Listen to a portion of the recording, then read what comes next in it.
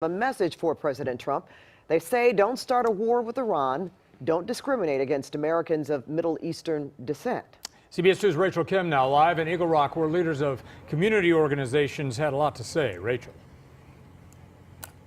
Yeah, Jeff and Pat, several local Muslim leaders wanted to speak out together today because they believe their voices, their concerns and input aren't being heard by decision makers in Washington, D.C.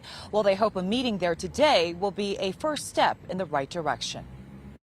We stand together to condemn a war with Iran and any further escalation of violence. American Muslim leaders from Southern California said America engaged in what they call unlawful military action by killing Iranian General Qasem Soleimani.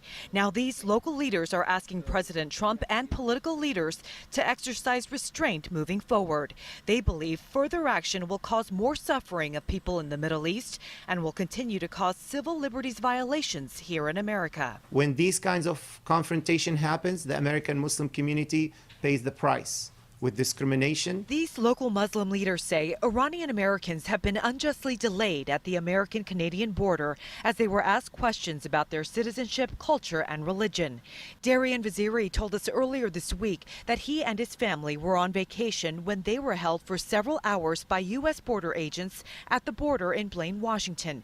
He said their passports and keys were taken away and they were asked questions about their family and military service. It was obviously safety precaution because of what's going on, but I think it was just extreme. This is one example of why the Muslim Public Affairs Council hosted a meeting with Customs and Border Patrol at the Department of Homeland Security headquarters in Washington, D.C. earlier today. The council said the Department of Homeland Security promised to investigate. They will review what happened at the border, and they will report to us to tell us exactly what happened and provide guidelines so that these CBP officers, Customs and Border Patrol officers, will not violate the civil liberties of any American. Our community, as a Muslim community, is far too misunderstood, and we hope that out of this difficult situation, things come about where there is a greater understanding of who we are. In response to the holding of Iranian Americans, we received this statement which says U.S. Customs and Border Protection is operating with an enhanced posture at its ports of entry to safeguard our national security and protect the American people while simultaneously protecting the civil rights and liberties of everyone.